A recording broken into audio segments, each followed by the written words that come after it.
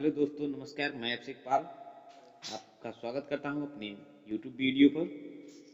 आज हम बात करने वाले हैं यूपी बोर्ड के साइंस पेपर के बारे में, विज्ञान, जिसमें आपको बहुत सारे क्वेश्चन आते हैं, जिसमें से बहुत सारे क्वेश्चन पूछे जाते हैं और बहुत सारे क्वेश्चनों में से जो बहुत ही इम्पोर्टेंट क्वेश्चन हैं उनको लेकर मैं आपके बीच आ चुका हूं। अगर आप इन सबको अध्ययन करते हैं तो कहीं ना कहीं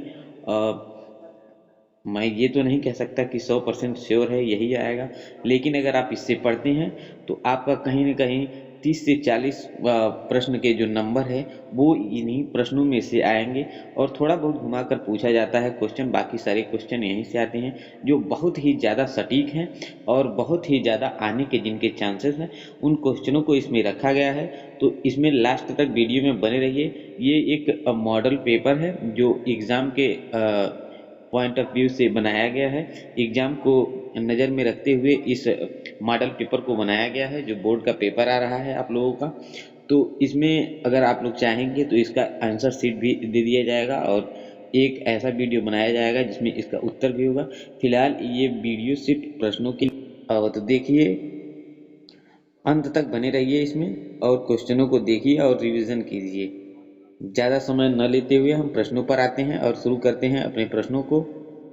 इसमें विषय जो है वो साइंस है, विज्ञान है, ठीक है। और कक्षा जो 10 है और समय जो है इसमें 3 घंटे का समय दिया जाता है। पूर्णांक जो होते हैं 70 नंबर के होते हैं। इसमें गलती से 80 नंबर का आ गया है। जो क्वेश्चन दिए गए हैं वो 80 नंबर का क्वेश्चन है। इसको आप घर पर रिवीजन करते समय, अटेम्प्ट करते समय ले सकते हैं और इसको हल कर सकते हैं। हल करने समय आप देख सकते हैं कि आपको कितना आ रहा है, कितना नहीं आ रहा है और आप कितने क्वेश्चन अटेम्प्ट कर पा रहे हैं, ठीक है। सबसे पहले हम बात करेंगे प्रश्न पत्र के बारे में। जो प्रश्न पत्र होता है वो 4 खंडों में विभाजित होता है। खंड ए, खंड बी, खंड सी और खंड डी में विभाजित होता है, जहाँ 4 खंड होते हैं। यहाँ आवश्यक हो साफ एवं नामांकित चित्र की आवश्यकता होती है। यहाँ बात करेंगे कि अगर क्वेश्चन में कोई पूछा गया है चित्र सहित नामांकित करने के लिए, तो वहाँ पर आप फिगर बनाएंगे, फिगर को ड्रा करेंगे और उसका लेबलिंग करेंगे, नाम सहित लिखेंगे, ठीक है। और यहाँ अगर बात की जाए प्रश्नों की, जितने भी प्रश्न पूछे जाएंगे उनके अंक सामने दिए रहते हैं। उसके सामने दिया रहता है कि यह अंक 1 नंबर का है या 2 नंबर के हैं, 3 नंबर के। जितने भी क्वेश्चन होंगे उसके सामने उसका अंक निर्धारित कर दिया जाता है और सामने पर वो अंकित कर दिया जाता है कि इसमें कितने क्वेश्चन पूछे गए हैं और कितने अंक का क्वेश्चन है, ठीक है। अब हम बात करते हैं खंड ए। खंड ए में जितने भी होते हैं ओ एम आर करके आता है, ठीक है। बहुविकल्पीय प्रश्न दिए जाते हैं जिसमें आपको बताना होता है, 4 विकल्प दिए जाते हैं और चारों विकल्प में से आपको चुनना होता है कि कौन सा विकल्प सही है। तो इनमें विकल्प तो नहीं, लेकिन उस टाइप का क्वेश्चन दे दिया गया है। जैसे पीएच का जो स्केल का मान होता है वो क्या होता है और कितना होता है, ठीक है। पीएच जिससे नापा जाता है उसका स्केल कितना होता है, इसको आपको लिखना है। कोशिका का पावर हाउस किसे कहते हैं।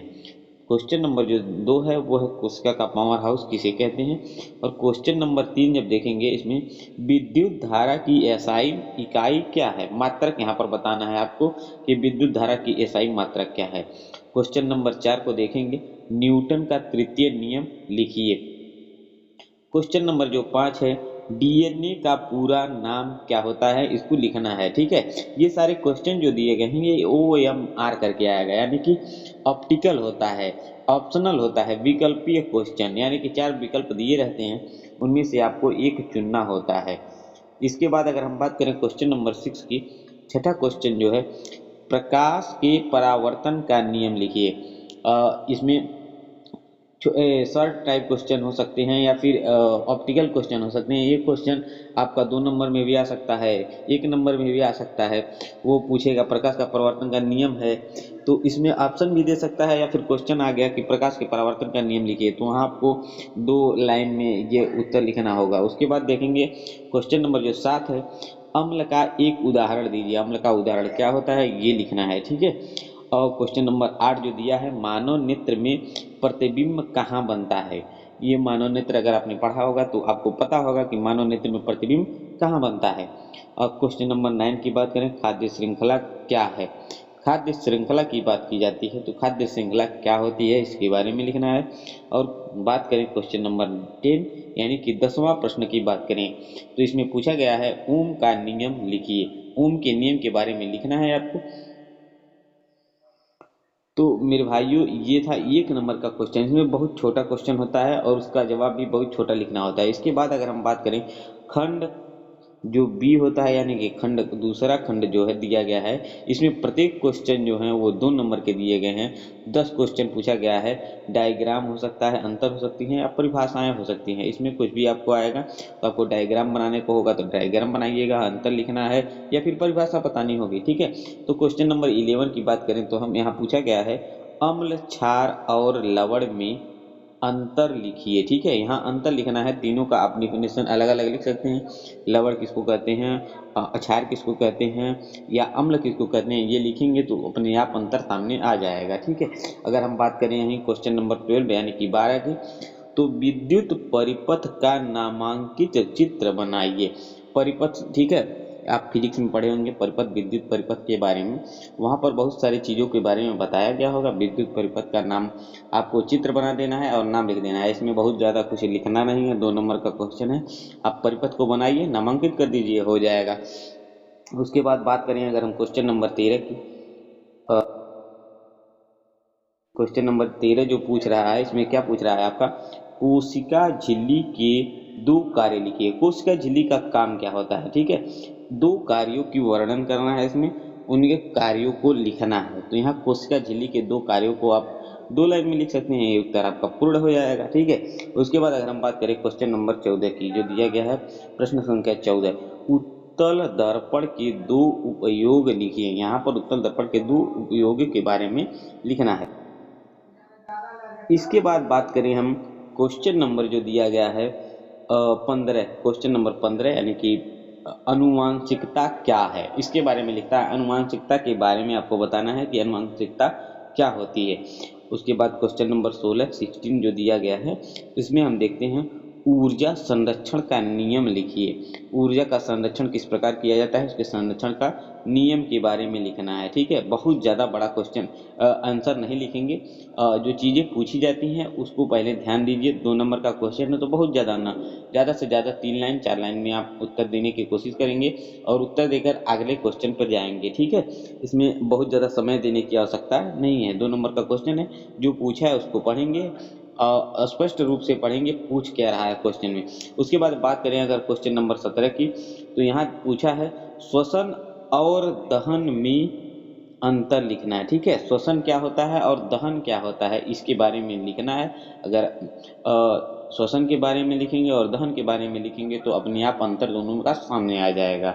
ठीक है, उसके बाद बात करते हैं अगर क्वेश्चन नंबर 18 की, तो इसमें देखेंगे हम पारिस्थितिकी तंत्र क्या है। ठीक है, पारिस्थितिकी तंत्र के बारे में हम बहुत पहले से 6, 7, 8, 9 सभी क्लासों में पढ़ते आए हैं, तो ये बहुत कठिन नहीं होगा आपके लिए लिखना। तो इसको आप कम शब्दों में लिखने की कोशिश करेंगे और सुस्पष्ट लिखेंगे। ठीक है, पारिस्थितिकी तंत्र क्या होता है। क्वेश्चन नंबर 19 की बात करें, अगर हम 19 की बात करें तो इसमें पूछा गया है धातु और अधातु में 2 अंतर लिखिए। मात्र 2 अंतर की बात कर रहा है तो यहाँ पर आप 2 अंतर के लिखेंगे। धातु के बारे में आप 2 चीज़ें लिख सकते हैं और अधातु के बारे में 2 चीज़ें लिखेंगे। तो दोनों में जो कॉमन होता है वो फैक्ट अलग हो जाता है। ठीक है, इससे अंतर जो होते हैं साफ दिखाई देते हैं और साफ पता चल जाता है। दोनों की विशेषताओं के बारे में अगर आप लिखते हैं तो अंतर खुद ब खुद बाहर आ जाता है। ठीक, अब उसके बाद हम बात करते हैं क्वेश्चन नंबर 20, क्वेश्चन नंबर 20 की। तो इसमें दिया गया है मानव नेत्र का साफ सुथरा चित्र बनाइए। तो यहाँ पर आपको मानव नेत्र के बारे में कुछ नहीं लिखना है, सीधे चित्र बना देना है और उसका नामांकन कर देना होता है। ठीक है, आपका क्वेश्चन पूरा हो जाएगा। इसके बाद हम देखेंगे खंड सी, देखेंगे खंड जो सी दिया गया है ये सबसे ज़्यादा इम्पोर्टेंट है, क्योंकि इसमें सभी जो क्वेश्चन हैं उसके अंक बहुत ज़्यादा निर्धारित करते हैं प्रश्नों को। ठीक है, यहाँ पर एक प्रश्न जो पूछा जाएगा वो 4 नंबर का पूछा जाएगा, तो यहाँ से अंक आपको अच्छे खासे मिलते हैं। तो इन सारे क्वेश्चनों को आप बहुत केयरफुली, बहुत ध्यान से पढ़ेंगे कि क्वेश्चन कहना क्या चाहता है, क्वेश्चन पूछ क्या रहा है और उसका जवाब किस प्रकार से दिया जाना चाहिए, हमने तैयारी किस प्रकार से की है। इन सब चीज़ों के बारे में ध्यान रख करके सुस्पष्ट और सुंदर लिखावट में क्वेश्चन का जवाब दिया जाता है। ठीक है, तो सबसे पहले हम देखेंगे क्वेश्चन नंबर 21 का। ठीक है, जो क्वेश्चन नंबर 21 दिया गया है, इसमें क्वेश्चन नंबर 21 क्या पूछ रहा है, रासायनिक अभिक्रिया क्या है, इसके बारे में आपको बताना है कि रासायनिक अभिक्रिया क्या होती है। यहाँ पर आप परिभाषा देंगे। ठीक है, उसके बाद इसके दो उदाहरण भी लिखने हैं, उसके प्रकार उदाहरण सहित लिखिए। ठीक है, तो यहाँ आप प्रकार लिखेंगे तो सबसे पहले आप डिफिनेशन लिखेंगे, परिभाषा लिखेंगे कि अभिक्रिया होती क्या है और उसके बाद आप उदाहरण दे देंगे। ठीक है, ये क्रियाएं जो हो रही हैं यही क्या है कि रासायनिक अभिक्रिया है, वहाँ पर आप 2 उदाहरण लिख सकते हैं। उसके बाद हम बात करेंगे क्वेश्चन नंबर 22 की बात करेंगे। ठीक है, ओम का नियम का प्रयोग द्वारा सत्यापित कीजिए। ठीक, ओम का जो नियम है उसको प्रयोग में लाकर ये चीज़ें आपको पढ़ाई गई हैं। अगर आप पढ़े हैं तो अच्छे से इसको याद कर लीजिए। ओम का नियम हर हाल में पूछता है, आपके क्वेश्चन नंबर पेपर में समझिए लिखा जा चुका है। ठीक है, ओम का नियम का प्रयोग, ओम के बारे में अच्छे तरह से पढ़ लेंगे, इसमें से 1-2 क्वेश्चन जरूर पूछा जाता है। तो ओम के नियम का प्रयोग को सत्यापित कीजिए। उसके बाद हम बात करेंगे क्वेश्चन नंबर 23, 23वां क्वेश्चन की बात करते हैं। तो इसमें क्या दिया गया है कि कोशिका की संरचना का वर्णन कीजिए चित्र सहित। सबसे पहले आप चित्र बनाएंगे, चित्र के नीचे आप इसकी परिभाषा लिख देंगे कि इसमें संरचना में क्या क्या होता है, कौन कौन से ऑर्गेनेल्स यानी कि कोशिकांग पाए जा रहे हैं, इन सब चीज़ों के बारे में वर्णन करना है आपको। उसके बाद बात करेंगे हम क्वेश्चन नंबर 24, 24वां प्रश्न के बारे में। प्रकाश के परावर्तन के दोनों नियम लिखिए। ठीक है, प्रकाश का परावर्तन को जो दोनों नियम है उसके आपको लिखना है परिभाषा सहित। ठीक, उसके बाद हम बात करेंगे क्वेश्चन नंबर 25, पीएच स्केल क्या होता है, पीएच स्केल क्या है और दैनिक जीवन में इसके उपयोग लिखिए। ठीक है, दैनिक जीवन में हम इसका उपयोग कहाँ करते हैं इसके बारे में आपको लिखना है, और पीएच स्केल क्या होता है इसके बारे में आपको लिखना है। उसके बाद हम बात करेंगे 26 क्वेश्चन नंबर 26वां के बारे में, मेंडल। ठीक है, मेंडल की आनुवंशिकता के नियम को लिखिए। तो मेरे भाइयों, अगर आप अच्छे से तैयारी कर रहे हैं तो मेंडल वाला जो आनुवंशिक वाला पार्ट है उसको अच्छी तरह से आप लोग रिवीजन कर लीजिए और ध्यान दीजिए कि मेंडल के नियम क्या कहते हैं, उनके आनुवंशिक नियम के बारे में आपको अच्छी तरह से याद होना चाहिए ताकि ये क्वेश्चन आपसे न छूटे, क्योंकि ये क्वेश्चन हर साल पूछा जाता है और इस साल भी आने के कहीं न कहीं ज़्यादा से ज़्यादा चांसेस बन रहे हैं। ठीक है, तो मेंडल की आनुवंशिकता के नियम के बारे में आप बार बार लिखते हैं तो वो चीज़ें जल्दी याद होती हैं, तो लिख करके पढ़ करके किसी भी तरह इसको आप याद ही कर लीजिए। उसके बाद अगर हम बात करें क्वेश्चन नंबर 27 यानी 27 के बारे में, तो इसमें पूछा गया है ऊर्जा के स्रोतों का वर्गीकरण कीजिए। ठीक है, वर्गीकरण का मतलब होता है छांट कर लिखना, अलग अलग कीजिए।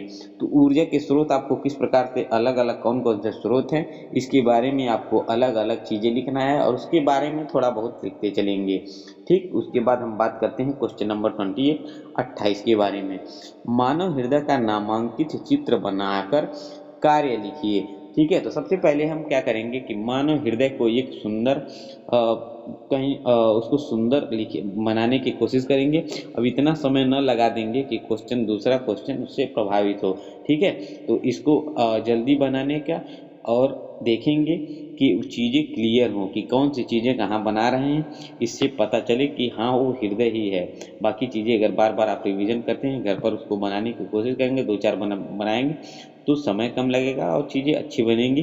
ठीक है, तो आप मानव का जो हृदय होता है उसको बनाने के बार बार घर पर एक बार प्रैक्टिस कीजिए, 1-2 बार बनाएंगे चीज़ें क्लियर हो जाती हैं। अगर आप चित्र को बनाते हैं, फिगर को बनाते हैं तो जो सारी चीज़ें होती हैं उसको पढ़ने में और समझने में भी आसानी होती है। अब इसके बाद हम बात करते हैं क्वेश्चन नंबर जो दिया गया है 29वां क्वेश्चन, जैव आवर्धन। ठीक है, बायो मैग्निफिकेशन के बारे में बात करते हैं। तो ये क्या होता है बायो मैग्निफिकेशन, जैव आवर्धन जिसको बोला जाता है, इसके बारे में आपको लिखना है। उसके बाद हम बात करते हैं क्वेश्चन नंबर 30 जिसमें दिया गया है 30वां क्वेश्चन जो है विद्युत शक्ति के सूत्र को लिखिए, ठीक है, सूत्र को लिख करके उसको समझाइए। तो इसके बारे में आप अच्छे से पढ़ लेंगे, विद्युत शक्ति के बारे में पढ़ लेंगे और उसके सूत्र को लिख करके समझाइए, ठीक है, उसको अच्छे से समझाना है, डेरिवेशन करना है, क्या कैसे हुआ है और कैसे हो रहा है। इसके बाद हम देखते हैं क्वेश्चन अगला जो दिया है खंड डी, ठीक। नेक्स्ट इसमें आपको दो क्वेश्चन पूछे जाते हैं, इसको long type long long question क्या कहते हैं, लॉन्ग आंसर टाइप क्वेश्चन, यानी कि बहुत ही लंबा क्वेश्चन जो होता है। इसमें सबसे पहला प्रश्न जो हम देखेंगे, दो क्वेश्चन दिए गए हैं, एक 31वां नंबर पे जो आपका दिख रहा है, ये प्रकाश के परावर्तन का आरेख सहित समझाइए। प्रकाश के अपवर्तन के बारे में आपको खूब सुंदर सा एक डायग्राम बना लेना है। उसके बाद आपको बताना है उसमें कोण क्या होते हैं, प्रकाश कहाँ से आ रही है, इन सारी चीज़ों के बारे में आप सुंदर और सुस्पष्ट लिखेंगे और हेडिंग बाय हेडिंग लिखेंगे, ठीक है। उसके बाद अगर ये आपको नहीं आ रहा है तो यहाँ हम देखेंगे अथवा करके इसमें भी दिया जाता है, ठीक है। इसमें अगर आपको दो क्वेश्चन आ रहे हैं तो उसमें अथवा और अथवा करके दिया जाएगा, यानी कि अगर आपको प्रकाश का अपवर्तन के आरेख नहीं आ रहा है तो आप मानव नेत्र की संरचना एवं कार्य लिख सकते हैं। पहले आप मानव नेत्र को बनाएंगे और उसके कार्यों की विवेचना करेंगे कि किस प्रकार से मानव नेत्र काम में करता है और क्या क्या इसमें घटनाएं घट रही हैं जिससे हम किसी भी वस्तु को देख सकते हैं, ठीक। उसके बाद अगर बात करें हम क्वेश्चन नंबर 32, 32वां क्वेश्चन क्या है, तो इसमें देखेंगे हम लिखा है पॉननेट, ठीक है, स्क्वायर की सहायता से मोनो हाइब्रिड क्रॉस को समझाइए, ठीक है। इसको समझने के लिए आपको सबसे पहले आनुवंशिकता के पाठ को जाइए, अब वहाँ पर पढ़ेंगे, ठीक है। तो उन सब चीज़ों के बारे में जब हम जानेंगे, मेंडल के नियमों के बारे में, तो ये सारी चीज़ें मोनो हाइब्रिड क्रॉस, पॉननेट स्क्वायर, इन सब चीज़ों के बारे में जान पाएंगे, ठीक है। तो आनुवंशिकता पाठ से कोई ना कोई क्वेश्चन, एक दो क्वेश्चन, ज़्यादा से ज़्यादा 5 नंबर के क्वेश्चन उस पाठ से पूछे जाते हैं, ठीक है। तो आनुवंशिकता क्वेश्चन, आनुवंशिकता का पाठ ही बेहद इंपॉर्टेंट है। उसमें जितने भी क्वेश्चन आते हैं वो कहीं ना कहीं से आनुवंशिकता में 6-7 नंबर के क्वेश्चन तो आते ही आते हैं। तो आप लोग लॉन्ग आंसर टाइप क्वेश्चन में पूछ सकता है, बहुविकल्पी में भी पूछेगा, शॉर्ट टाइप क्वेश्चन 1-2 नंबर वाले क्वेश्चन भी उसमें से पूछ लिए जाते हैं। तो उसके बाद अगर आपको ये नहीं आता है तो इसमें दिया जाता है या अथवा करके दिया जाता है। तो उसमें देखेंगे पर्यावरण प्रदूषण के कारण एवं नियंत्रण उपाय लिखिए, ठीक है। इसको बेहद सुस्पष्ट तरीके से आप अगर एक बार पढ़ते हैं, इन सब चीज़ों के बारे में आप लगातार देखते आ रहे हैं, प्रदूषण के बारे में, ठीक है, तो वहाँ पर आप अच्छी तरह से इसकी विवेचना कर सकते हैं, अच्छी तरह से परिभाषाएं लिख सकते हैं, ठीक है। इन सब चीज़ों को अगर आप ध्यान से पढ़ते हैं तो आपके कहीं न कहीं अंक अच्छे प्राप्त होते हैं, ठीक। और मैं आशा करता हूँ कि आपको ये क्लास जो है वो काफ़ी अच्छी लगी होगी और आप इसकी तैयारी खूब अच्छी तरह से करेंगे और बोर्ड में अच्छे अंक प्राप्त करेंगे। धन्यवाद।